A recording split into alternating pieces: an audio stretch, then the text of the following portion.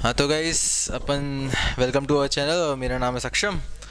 तो आप सब लोग शायद तक सेकंड टर्म की स्टार्टिंग कर रहे होंगे और आपको पढ़ना होगा एप्लीकेशंस ऑफ ट्रिग्नोमेट्री। ठीक है, ट्रिग्नोमेट्री बेसिकली जहाँ तक पढ़ चुके होंगे सबके सब, है ना। पहले टर्म में आपको बेसिक चीज़ें क्या आनी चाहिए ट्रिग्नोमेट्री की, अपने रेशियोज पता होने चाहिए, किसकी क्या वैल्यू होती है 30, 45, 60 कितनी क्या होती है, कितने ट्रिग्नोमेट्रिक रेशियो होते हैं, उनके आपस में क्या रिलेशन होते हैं, ये बेसिक ट्रिग्नोमेट्री पता होनी चाहिए। इस चैप्टर में अपन खास कर की ज़रूरत पड़ेगी काय कि अपने जैसे कि साइन की वैल्यू कितनी है, कब 30, 45 कितनी क्या है, ये चाहिए पड़ेगा। और कई केसेस आपको ये चाहिए पड़ेगा कि साइन 90 माइनस थीटा क्या होता है ना। और जैसे कि इनने बोला है एनसीईआरटी माता ने कि प्रीवियस चैप्टर में अपन पढ़ चुके हैं ट्रिग्नोमेट्रिक रेशियोज के बारे में, है ना। अब उन्हें लग रहा है अपन पढ़ चुके हैं, लेकिन मैं शायद ना पढ़ चुके हूँ, तो अपन थोड़ा सा रिवाइज कर लेते हैं एक बार, है ना। तो क्या होता है, सबसे पहले मान लो ये साइन है, ये कॉस है, ये टेन है। ठीक है, ठीक है। अब इसका ज़रा देख लेते हैं एक छोटी सी ट्रिक जो अपन बोर्ड स्विच करते हैं पहले।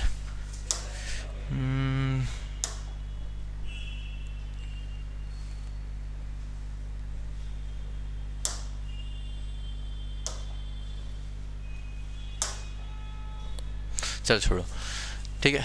मान लो साइन, अरे मान लो साइन ये है, टेन ये है, कॉस ये है। ठीक, अब साइन की अपन को पहली वैल्यू पता है, साइन 0 की वैल्यू कितनी होती है 0। ठीक है, थोड़ा आगे बढ़ते हैं, साइन 30 की वैल्यू कितनी होती है 1/2। और आगे बढ़ते हैं, साइन 45 उसकी वैल्यू कितनी होती है 1/√2। थोड़ा और आगे बढ़े, साइन 60 की वैल्यू कितनी होती है √3/2 और फाइनली 1। ठीक है, तो अगर किसी को याद ना हो रहा हो ये सब तो सिंपल है, साइन की याद कर लो, बाकी सबकी अपने आप में पड़ जाएगी, है ना। साइन का उल्टा क्या होता है कॉसेक, टेन का उल्टा क्या होता है कॉट, और कॉस का उल्टा क्या होता है सेक। ठीक है, अब साइन की याद हो गई अपन को मान लो, तो इसकी जस्ट उल्टी कर दो, कॉस की हो जाएगी, बिल्कुल उल्टी पलट दो। मतलब साइन 91 होता है, कॉस 91 कॉस 01 हो जाएगा। यहाँ पर इसका सीधा इसका 30 पहुँच जाएगा, जो वहाँ 60 पे होगा √3/2। 45 सेम। ठीक है, और साइन 30 की वैल्यू कितनी होती है 1/2। अब कॉस 60 की वैल्यू कितनी हो जाएगी 1/2। ठीक है, और साइन 0 की वैल्यू होती है 0, तो कॉस 90 की वैल्यू कितनी हो जाएगी 0, है ना। अब ये हो गया काय का, साइन का हो गया, कॉस का हो गया। अब सर टेन का क्या, तो टेन का ऐसा है कि इन दोनों को डिवाइड कर दो, है ना, वैल्यूज़ को डिवाइड कर दो सीधे सीधे, तो 0/1 0, 1/2 और √3/2 डिवाइड हो गए, क्या बचा 1/√3, 1/√2 1/√2 डिवाइड हो गए, दोनों सेम वैल्यूज़ हैं तो बचा 1। उसके बाद √3/2 और 1/2 डिवाइड हो गए। ठीक है, 2 से 2 कैंसिल, बचा क्या √3। ठीक है, अब वहाँ क्या है 1, उसके नीचे क्या है 0। अब यार 1/0 होता क्या है, 1/0 होता है इन्फिनिटी, नहीं 1/0 होता है नॉट डिफाइंड, मतलब अपने बस के बाहर की चीज़ है, अपन को नहीं पता, डिफाइन ही नहीं किया गया है क्या होता है। ठीक है, तो ये बेसिक चीज़ें हो गई, इसको अपन आगे बढ़ते हैं अब।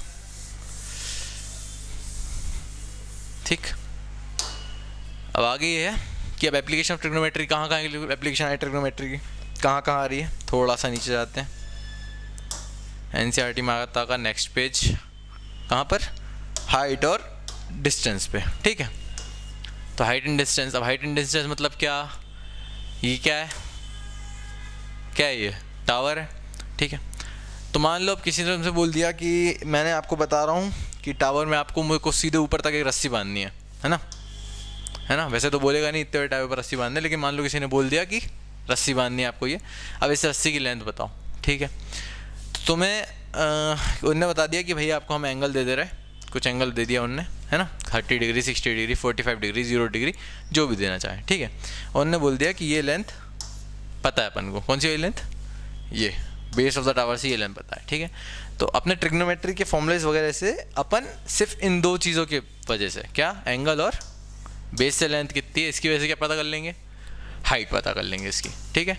तो इस पूरे चैप्टर में आप यही पढ़ेंगे कि ये चीज़ अपन, ये जादू अपन कैसे करने वाले हैं, ठीक।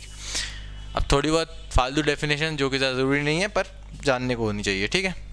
क्या होता है एंगल ऑफ एलिवेशन? क्या होता है एंगल ऑफ एलिवेशन? ये होता है कि अगर आप यहाँ खड़े हो, ठीक है, तो अब ये चीज़ आपसे ऊपर है, मतलब एलिवेशन पे देख रहे हो, एक एलिवेटेड हाइट पे देख रहे हो, तो जिस एंगल से आप देखोगे उस एंगल को हम कहेंगे एंगल ऑफ एलिवेशन, ठीक।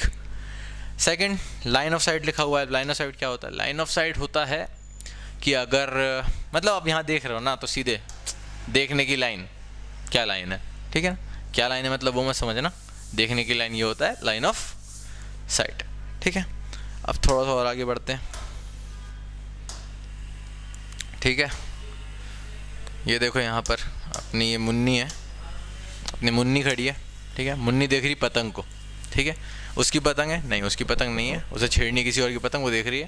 तो लाइन ऑफ साइट है मुन्नी से पतंग की, जो आंखों की रोशनी जा रही है ना, उस लाइन को कहेंगे लाइन ऑफ साइट। ये हो गया एंगल ऑफ एलिवेशन, और ये हो गया हॉरिजॉन्टल लेवल। हॉरिजॉन्टल लेवल कौन सा? ज़मीन का नहीं, मुन्नी की आंखों का हॉरिजॉन्टल लेवल, ठीक है ना, जहाँ से अपन देख रहे हैं, ठीक। अब आगे बढ़ते हैं थोड़ा सा और। क्या कह रही है एनसीईआरटी माता? एंगल ऑफ डिप्रेशन क्या होता है? अब ये भी जान ही लो, है तो फालतू चीज़, फिर भी जान लो, क्योंकि फालतू लोग बहुत है, उन्हें नहीं आता होगा, ठीक। अब ये मुन्नी खड़ी है अपनी वापस, मुन्नी के घर भी है, ठीक है, तो मुन्नी गरीब नहीं है, मैंने बता दिया, ठीक है। अब उसका हॉरिजॉन्टल लेवल उसकी आंखों से ये यहाँ से एंगल बना नीचे की तरफ, ये हो गया एंगल ऑफ डिप्रेशन। बहुत सारे लोग ये गलती करते हैं कि एंगल ऑफ डिप्रेशन को ले लेते हैं कौन सा वाला एंगल, ये वाला एंगल, लेकिन ये गलती हम नहीं करेंगे। क्यों नहीं करेंगे? क्योंकि हम मूर्ख हैं, लेकिन नहीं करेंगे फिर भी, ठीक। तो ये क्या हो गया एंगल ऑफ डिप्रेशन, ठीक।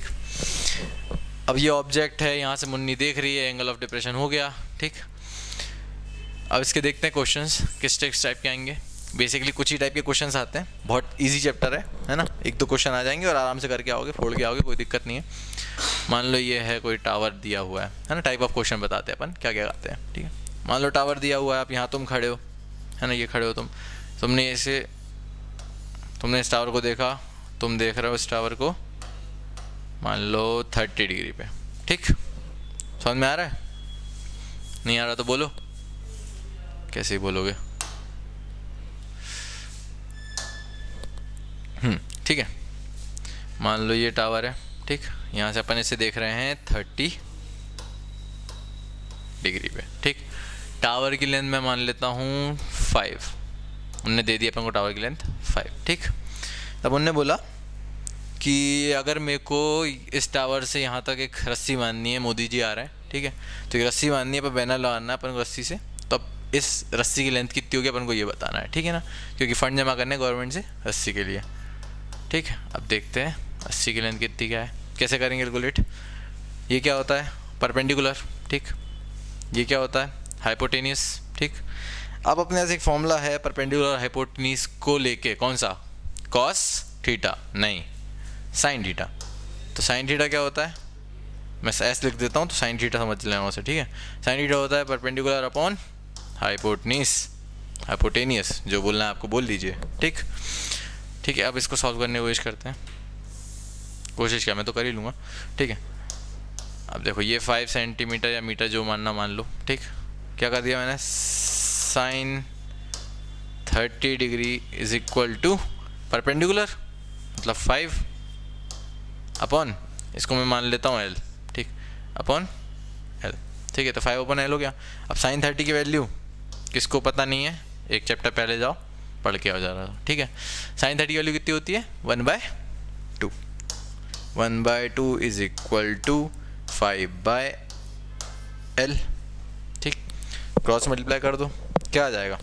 L की वैल्यू ये आ जाएगी, कितनी जाएगी? 10, ठीक है। अब आगे बढ़ते हैं थोड़ा सा, है ना, ये बहुत बेसिक सा क्वेश्चन, ठीक। अब आगे बढ़ते हैं, अब आगे क्या क्या आ रहा है देखते हैं थोड़ा और। एनसीईआरटी माता की जय। चलो ना, पहला क्वेश्चन आ गया, ठीक। एग्जाम्पल नंबर 1, ठीक। क्या बोला है? एक टावर स्टैंड वर्टिकली सीधा खड़ा है, कहाँ पर? चांद पे? नहीं, ग्राउंड पे खड़ा है, ठीक। From a point on the ground, एक पॉइंट है ग्राउंड पे, वहाँ से, कहाँ से? फुट ऑफ द टावर से 15 मीटर दूर है, मतलब फुट ऑफ द टावर से 15 मीटर दूर, है ना। आगे क्या बोला उसने, the angle of elevation of the top of the tower is found to be 60 degree. Angle of elevation क्या बताया था, मुन्नी की आंखों से टॉप तक का नज़ारा, ये हो गया 60 डिग्री, जो कि वहाँ लिखा है लेकिन फिर भी मैं लिखूँगा। आगे क्या, अब बताओ find the height of the tower. क्या क्या दे दिया मेरे को क्या दे दिया इस ट्राइंगल में, राइट एंगल ट्राइंगल है ना, ट्रिग्नोमेट्री में राइट एंगल ट्राइंगल यूज़ करते हैं। तो क्या दे दिया मेरे को बेस दे दिया, एंगल दे दिया, निकालना क्या है टावर की हाइट, मतलब क्या निकालना है, परपेंडिकुलर, ठीक। अब बेस और परपेंडिकुलर का एक फॉर्मूला बताओ अच्छा सा, क्या होगा, कॉस थीटा, नहीं ये होगा tan theta. Tan theta, theta की वैल्यू कितनी है 60 डिग्री। 60 डिग्री के आगे जाएगा परपेंडिकुलर अपॉन बेस, परपेंडिकुलर क्या है ए अपॉन बी, ठीक है। तो A B by B C. Tan 60 की वैल्यू कितनी होती है 1/2, नहीं √3 होती है, ठीक है। √3 is equal to A B upon 15, A B upon 15 perpendicular upon base, ठीक। √3 is equal to A B upon 15 हो गया। अब कर दो क्रॉस मल्टीप्लाई, क्या आ जाएगा, A B is equal to 15√3, ठीक। तो हाइट ऑफ द टावर कितनी हो गई 15 इंटू √3। √3 की वैल्यू पता है, नहीं पता, ऐसे ही छोड़ दो आंसर, कोई बात नहीं, ठीक। चलो नेक्स्ट क्वेश्चन देखते हैं।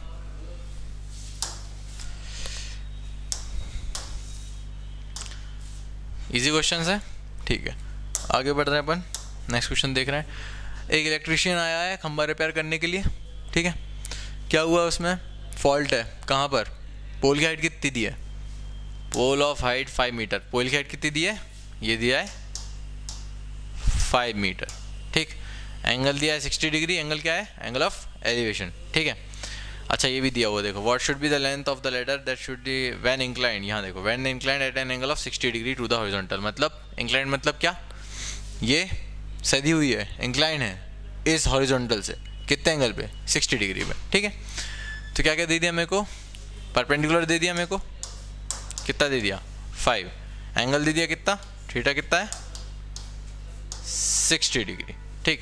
अब बताना क्या है, also how far from the foot of the pole should see place of the foot, तो मतलब दो चीज़ें बतानी है, एक कितनी दूर तक ये मतलब ये सीढ़ी का जो फुट है वो कहाँ कितनी दूर पर है, मतलब ये लेंथ, ये क्या है बेस, और लैडर की लेंथ मतलब क्या, ये क्या है हाइपोटेनियस, ठीक। इजी है, बेस निकालना है मेरे को। चलो मैं एक काम करता हूँ, बेस निकालने के लिए मैं 10 60 रख देता हूँ, क्या होता है परपेंडिकुलर अपॉन बेस, परपेंडिकुलर क्या है इसकी लेंथ जी दे दिए 5, बेस पता नहीं भैया बेस क्या है, ठीक, 5 अपॉन बी, ठीक है। 10 60 वैल्यू कितनी होती है 1/2, नहीं √3,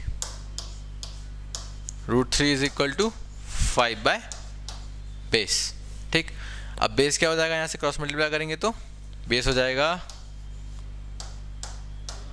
5 बाय √3।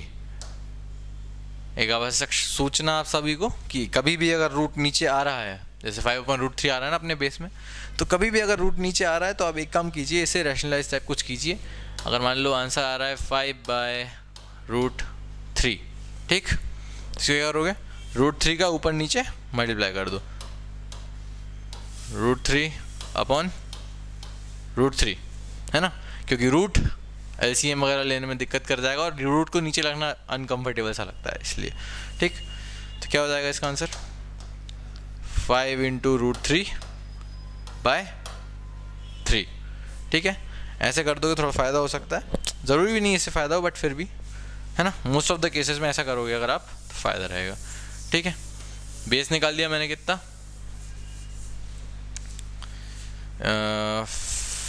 5/√3 या फिर 5 इंटू √3/3, ठीक, ये बेस आ गया। अब बात रही हाइपोटेनियस की, मतलब लेंथ ऑफ द लेडर की। तो लेंथ ऑफ द लेडर क्या है, अब हाइपोटेनियस है ना, मैं जानता हूँ बहुत इजी है, फिर भी सुन लो, है ना। तो हाइपोटेनियस के लिए क्या कर देता हूँ मैं, ये परपेंडिकुलर है, मुझे निकालना हाइपोटेनियस है, परपेंडिकुलर पर हाइपोटेनियस क्या होता है, साइन थीटा होता है, ठीक है। तो अब sine theta is equal to perpendicular upon hypotenuse, है ना। परपेंडिकुलर क्या है, ये है क्या परपेंडिकुलर, ये है क्या, नहीं ये है, ठीक। इसकी वैल्यू कितनी है 5, हाइपोटेनियस पता नहीं है। साइन थीटा मतलब कितना, साइन 60 डिग्री। अब साइन 60 वैल्यू कितनी होती है, √3/2 इज इक्वल टू क्या जाएगा, परपेंडिकुलर अपॉन हाइपोटेनियस मतलब 5/h, क्रॉस मल्टीप्लाई कर दो तो ये हो जाएगा h इज इक्वल टू 10/√3। हो गया सॉल्व, हाँ कि नहीं, ठीक है। अब थोड़ा सा और देखते हैं।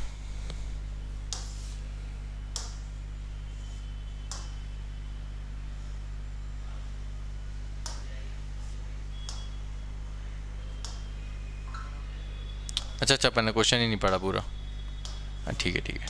मतलब कुल मिला के क्वेश्चन में ये भी दिया था कि व्हाट शुड बी रीच, अच्छा 1.3 मीटर बिलो, मतलब ये जो लेंथ है खम्बे की लेंथ से 1.3 मीटर नीचे है। तो मतलब क्या हो जाएगा, जहाँ भी अपन ने 5 लिया था वहाँ हो जाएगा 5 - 1.3 जो कि हो जाएगा 3.7। इसलिए जहाँ भी अपना 5 आ रहा था वहाँ इनका 3.7 आ रहा है, ठीक है ना। 5/√3 आ रहा था, 3.7/√3, 5/√3 10/√3 आ रहा था तो 3.7 × 2/√3, ठीक है। चलो क्यों, ठीक है ये